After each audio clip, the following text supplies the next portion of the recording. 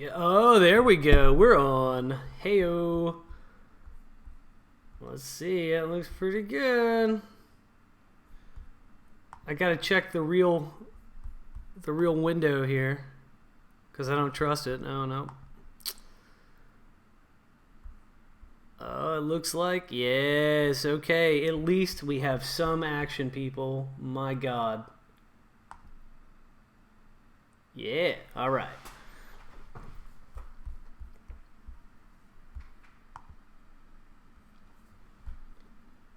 All right. We're going to assume this is working. That's great. I've only got about 35 more minutes before I get to roll, so I just want to give a little bit of a primer on some of the cool stuff that's available in Focus.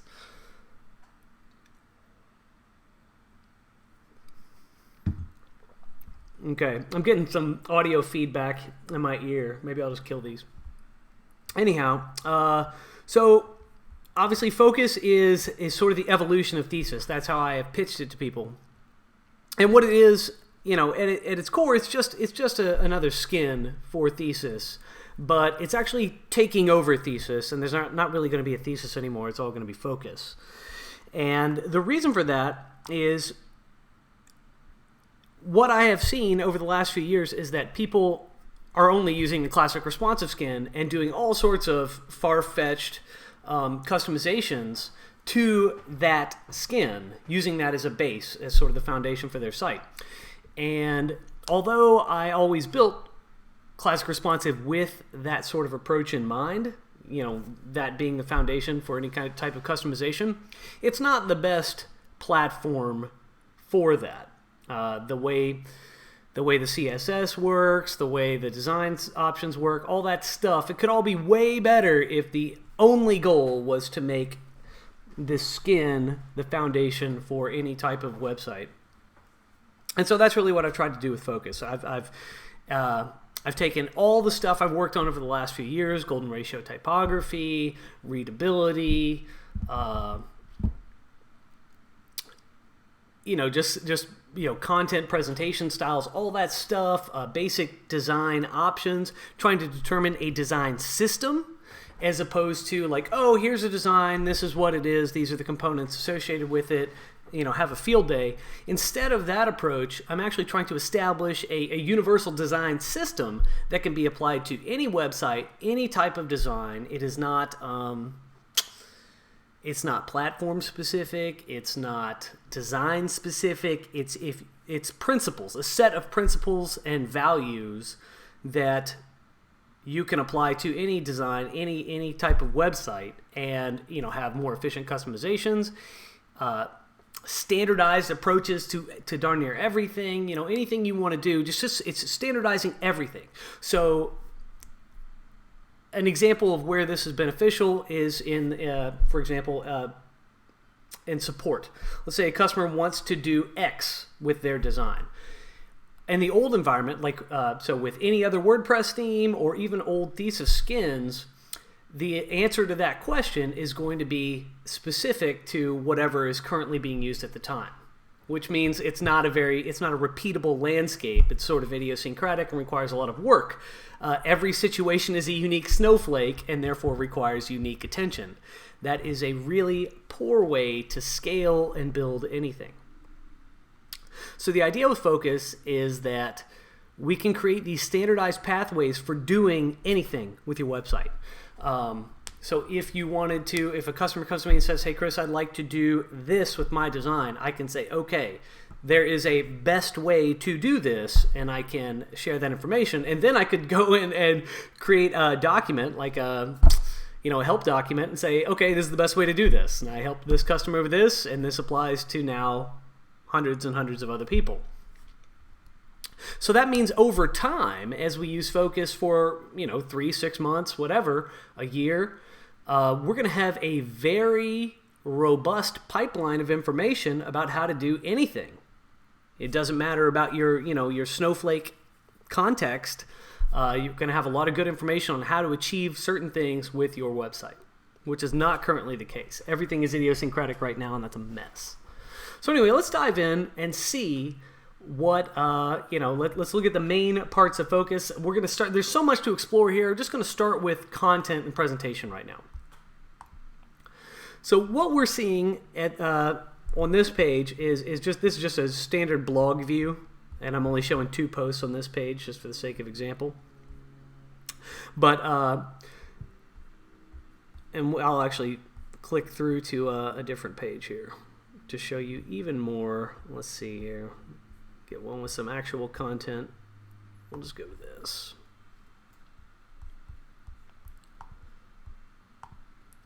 So what we have in focus is 3 different modes of content presentation. And I would posit that these are the only 3 legitimate forms of content presentation that you would ever employ on a website. Okay? So the first one is just called full page view. This is literally no treatment at all. Full page is nothing. So here's full page. The text, all elements go across the entire usable width of the page. This is the most basic, untreated, non-sanitized presentation mode you can possibly have. It's not particularly useful though, because we know that people do not like to read super long lines of text. People hate that. In fact, page engagement goes way down if you greet users with a big wall of text. It looks like it's too hard to read. People aren't going to read it. We know from a bunch of studies that have been done that people prefer to read lines of text when they start an article. Once they're already reading, they kind of don't care how wide the lines of text are, as long as it doesn't look too imposing. But to start reading, we know that people like lines of text that are about 55 characters long. Now, I don't know exactly how long this line of text is all the way across the page here, but it's pretty darn big. I would guess it's like 145 characters or something like that. Way too many characters. So, bottom line, people don't like to read super wide lines of text, so they won't do that. So that means this full page presentation mode, not particularly useful if you want people to actually read what you write. So that's content presentation mode number 1. Focus will do that. You can set it up and say, hey, I want everything to be full page. In fact, I'll show you how to do that right now. You got content options. We've got, oh boy, my computer's in a headlock because of the stream. There we go. So we've got full width mode as an option here in focus. If you set that and then hit save, every page of your site is going to be displayed with that in that full width context. But like I said, I don't think that's very useful. Another mode is called readability. And so we will look at our readability mode. So readability basically takes a full page of text and constrains the text so that it's always a manageable line width. So instead of going all the way across the page, this column of text is now constrained to a known pleasant readable width. You can actually control this in the design options, the width here. But for now, suffice it to say that this is what readability mode looks like. So the whole content presentation there is much more digestible.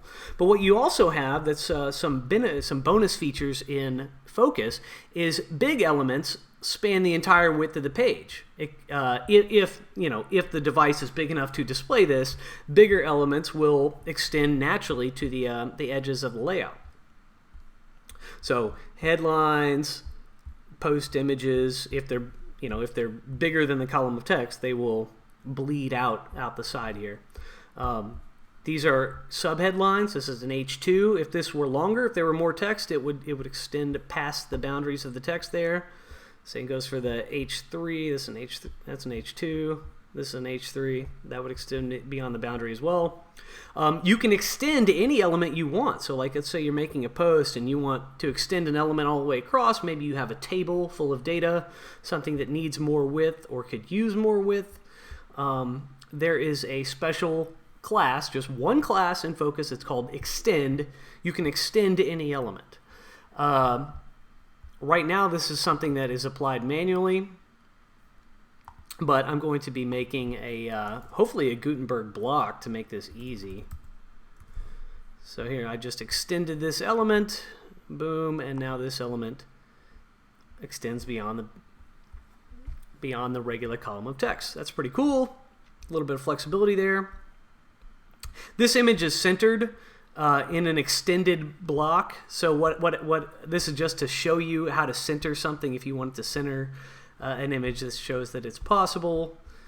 Here's an image with a caption. Here's an image with a frame. Here's a WordPress post image with a caption.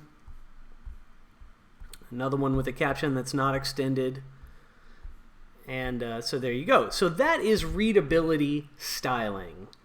And notice how this is kind of aligned to the left. You may also want to take the benefits of readability and display them in a context that's centered on the page. Okay, so that is going to be called focus styling. And here's what that looks like. You get elements extend, so these headlines extend to the left and right now, not just out to the right like they did in readability. You can see that with the post image up here, extends left and right. And we can extend elements. So anything that's extended, like in readability mode, when it was extended, it went out to the right. In focus mode, when we extend it, it extends out both sides and really is going to capture some attention as people scroll down that page and scan the document.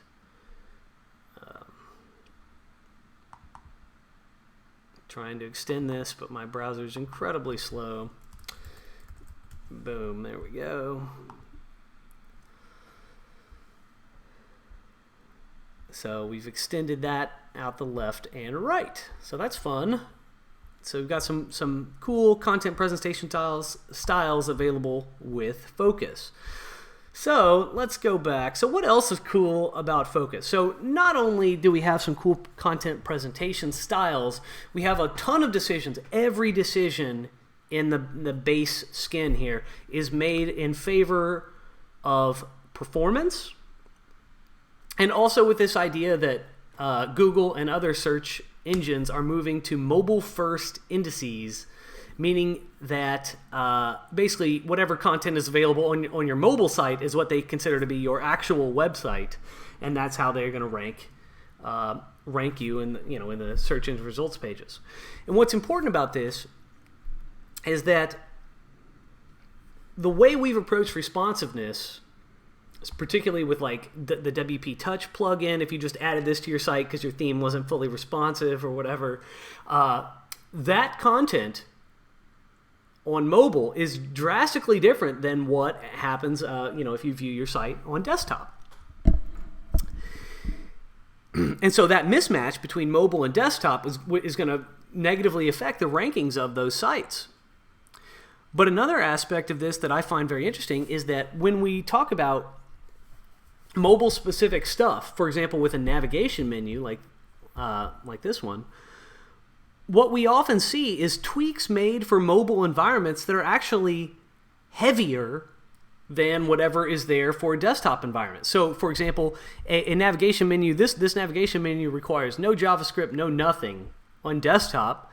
But if we did a classic hamburger thing, a hamburger icon to reveal a menu in a mobile environment, that mobile environment actually requires more code and more resources to make that menu work than the desktop environment. Clearly, that is backwards. You need to save resources in a mobile environment and use fewer resources. And so it makes no sense to have these elements that require more treatment in a mobile environment than they do in a desktop environment. So with that basic tenet of operation in mind, that's how I have designed everything in Focus. It's to be as streamlined as possible, to use as few resources as possible, and to always follow this sensible pathway of being minimalist on mobile, and then expanding feature sets, so such as this Focus styling. A mobile page is too narrow to really do any Focus styling. These elements don't extend because there's nowhere to extend to. You've only got, on an iPhone, 375 pixels of width to play with. So you don't need those expanded styles. They do nothing. But as we expand the layout to desktop, And in those responsive views, then I add on some features to take advantage of the wider screen real estate. And every decision that is included in the focus base is a cheap decision, meaning it's not adding undue load to your website. It's not going to make the pages take any longer to load. It's just taking advantage of a larger width. That's it. Not like changing something in mobile and then having it morph into something else on the desktop. None of that. Everything looks the same. It's just expanded, in a sensible way to take advantage of available real estate. So let's dive into, so we saw that we've got these different content presentation modes. In readability mode, which we explored where the content's on the left and has a constrained width, elements can be extended out to the right, you also have this ability to deploy optional sidebars on various templates. In a basic readability setting, there are no sidebars, but you can then select where you might want the sidebar to display, which is interesting. So you could show the sidebar on the blog page, for example. We'll do that. And then we'll view a blog page. And here we go. And it totally didn't work because I messed with some focus styling yesterday and clearly didn't test anything, and it's not working the way it was. That's great. Well, that's why we do tests of live streams, fam, so we can figure out stuff like this.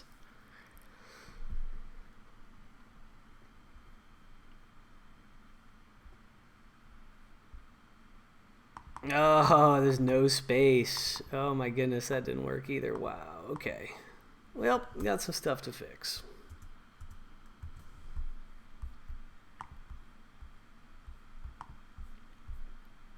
There we go. That's what the sidebar is going to look like. So effectively, if you have readability mode in play, but choose to deploy a sidebar on every available template, if you selected all these boxes, you technically wouldn't be in readability mode.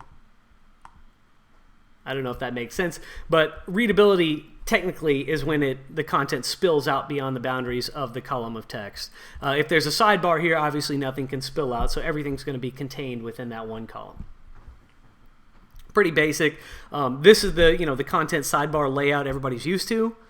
That's been dominating blog design forever. So you can still do this with Focus, but my intent was to get people away from this whole environment for a litany of reasons. Number one, on mobile, the sidebar goes to the bottom of the layout and is not nearly as visible. It's just not quite the same, doesn't have the same impact.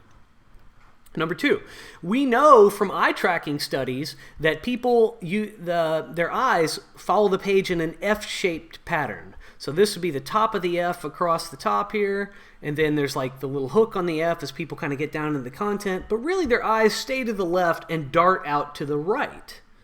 Okay? If you have elements on the right that are going to steal attention, such as the sidebar, people's eyes are going to go there.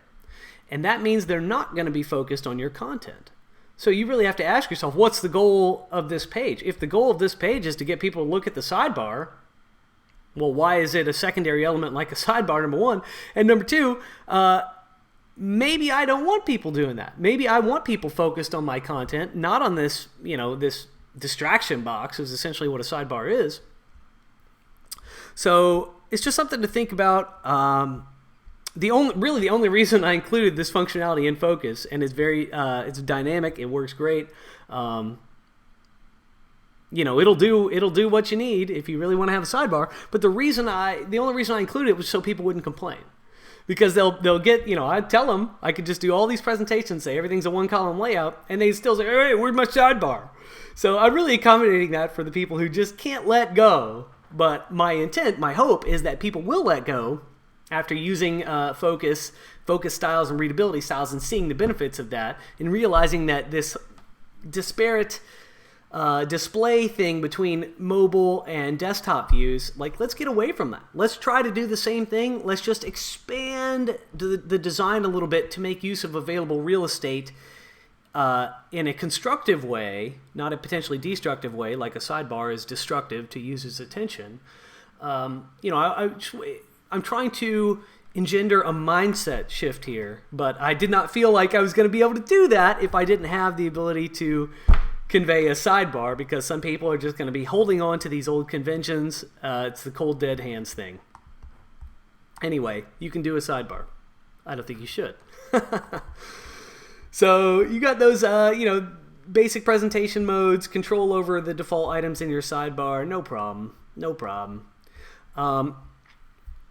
Some other stuff that I've done that is, if you're familiar with Thesis, you know that skins give you the ability to drop in a logo and or header image. And one of the downfalls of that approach, so we'll add a header image real quick. One of the downfalls of that approach in the past has been that it, like adding a header image would conceal or hide the site title and site tagline, like in the classic responsive skin. That's an example of an action that is not appropriate, right? That's not intuitive. It's not, if you add a header image, you don't just assume that my site title and site tagline are going to disappear. In the classic responsive skin, the design looks really weird if you add a header image and don't hide the site title and site tagline. So I chose to make that decision back in the day when I did the classic responsive skin. Well, I've got a few years of experience under my belt now. I realize that that's an illegitimate action. So Focus no longer does that. If you add a header image, it just places the header image, and then it's up to you if you want to get rid of the site title, the site tagline, you can do that. And I'll show you how that works. So we just added a header, and here it is. Here's the new header image that we just added. Now, so this thing is displaying, let's say you just did this, and you're like, yeah, man, that's cool. I wish it was above my site title and tagline, though.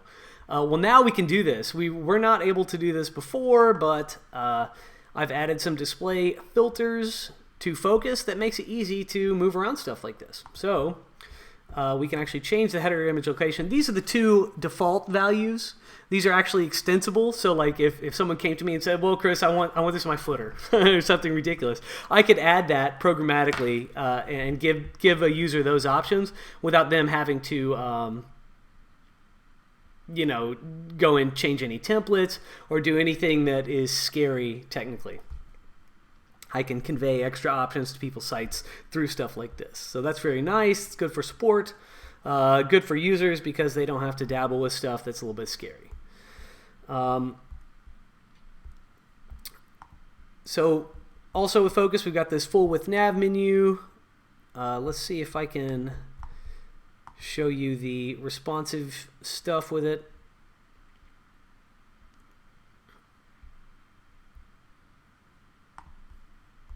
Without completely shutting down this live stream. Okay. So I'm calling this a horizontal scroll menu. And you can see here that in responsive views, the menu actually gets a little double-sided arrow here to indicate that you can do horizontal scrolling. To access the other menu items.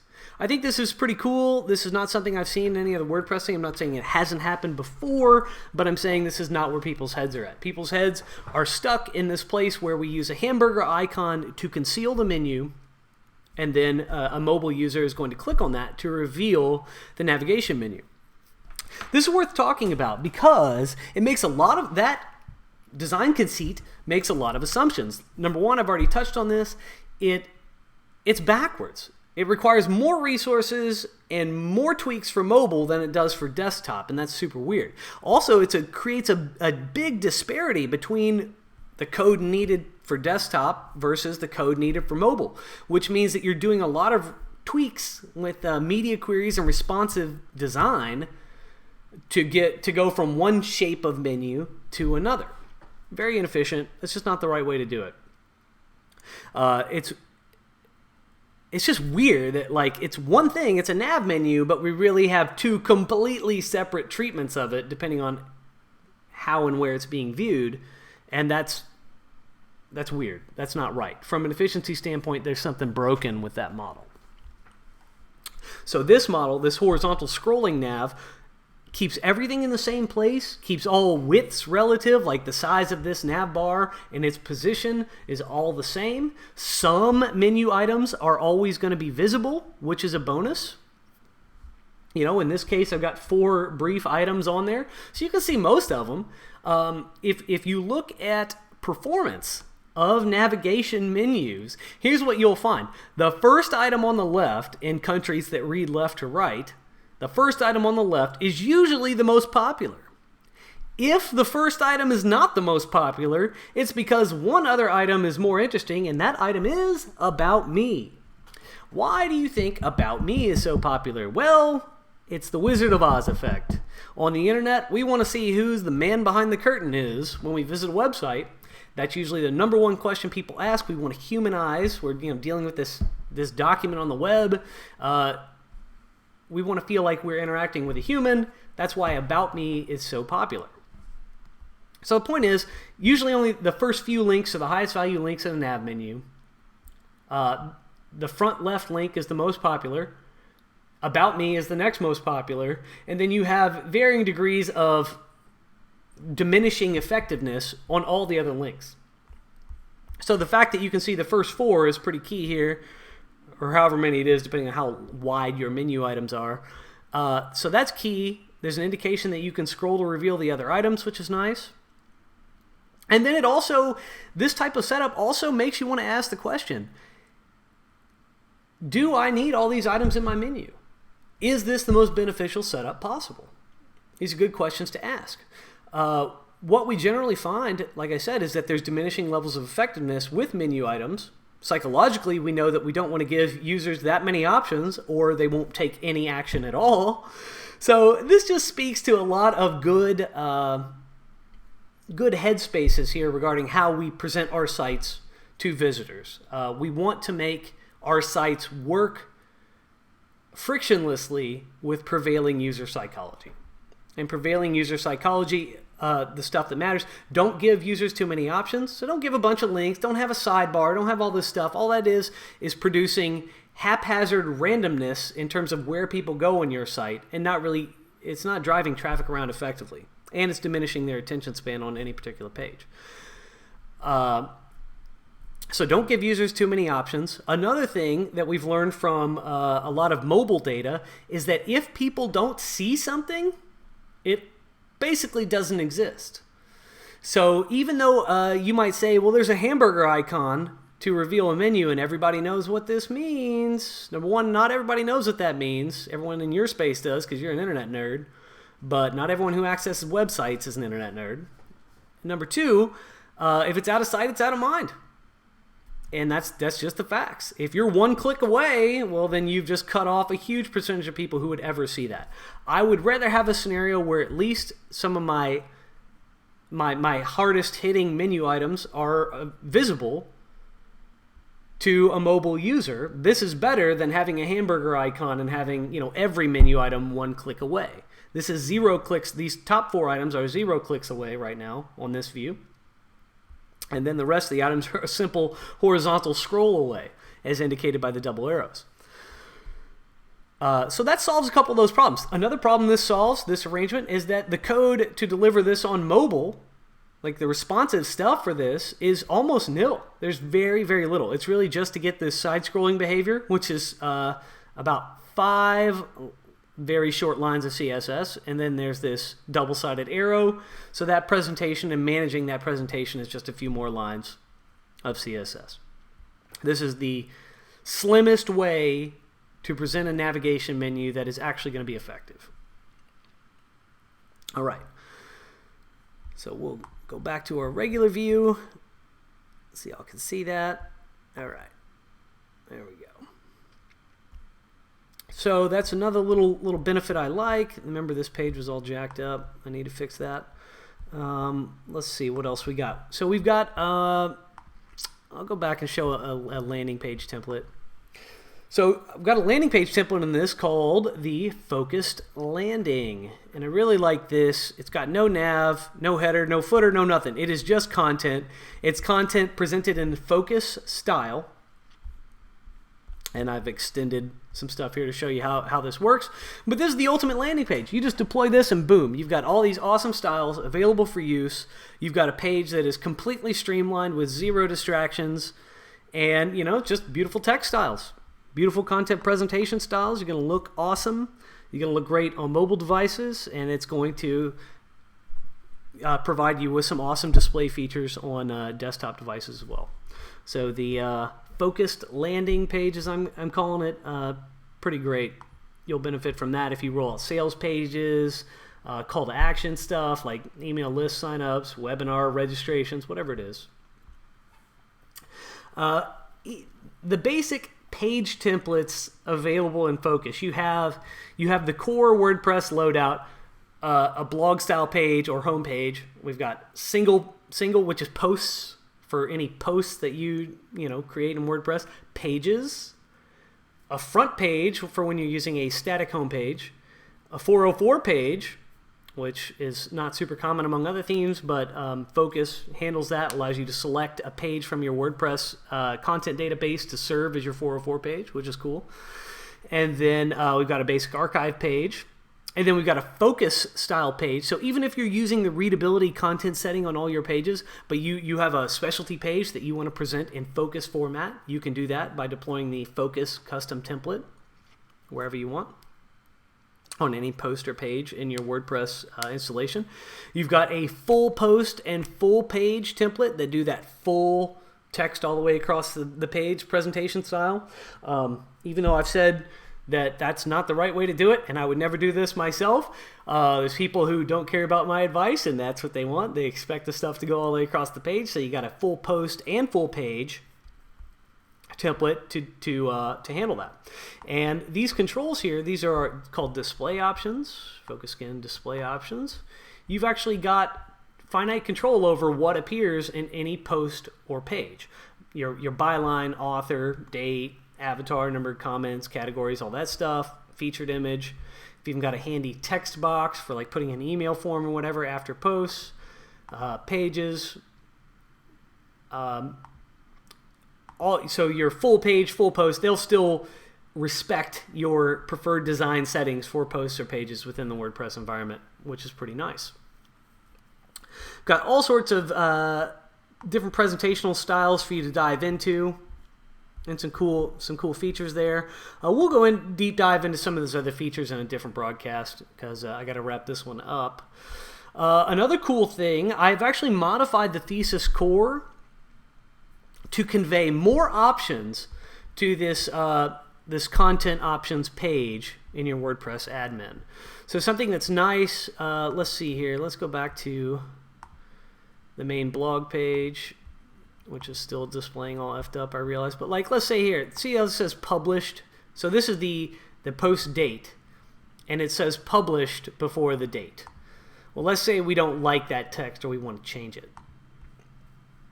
In previous versions of Thesis, so like with Thesis 2.7.1, which is the current version, you cannot change that easily. You'd have to go into the skin editor. But most users don't really want to do that. It's scary. It seems a little too technical. So now we can just go into Postbox blog, because this is the blog page. And we want to go in here and click on the date. And we can show the last publication date, which we are currently doing. We can show the last modified date if we want. But the publication date intro text currently is published. Let's just say we want it posted on instead or whatever. We can save that, go back here, hit refresh, and now it says posted on. So it's very easy to change stuff like that now from the content options page, as opposed to having to go into the skin editor and do some cryptic stuff that's maybe a little bit too scary or that not qualified to do. This reduces the cognitive load necessary to make simple changes that everybody, that people often want to make. That's what we've witnessed over the last 4 or 5 years. This is the stuff people want to change. Now you can actually change this from the comfort of this content options page, which is nice. I also mentioned that that we've got text boxes added to various templates to make it easy to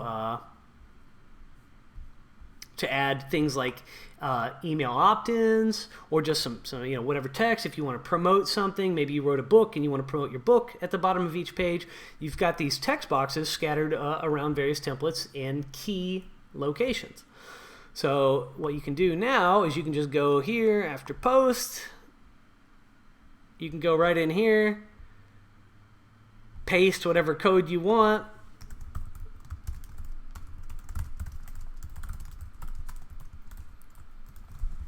and save it, and then it will appear within that text box area. Hello, this is my custom text box text. So that makes it super easy, and you can post your email forms in there. Boom, just anything you want to throw in there, you will be able to do. So that's super nice. Those fields also respond, these text boxes respond to WordPress shortcodes, video embeds, anything. It's just like a WordPress post, so it's just that easy. And it gives you a lot of flexibility with stuff you want to stick around your site. And what's great about this is you don't need a developer or designer to help you out to place this stuff around your site anymore. It's pretty intuitive. You've got a text box after your post, you want to fill it up, boom, your stuff's going to appear right there, no problem. So deployments are now much easier, which is great.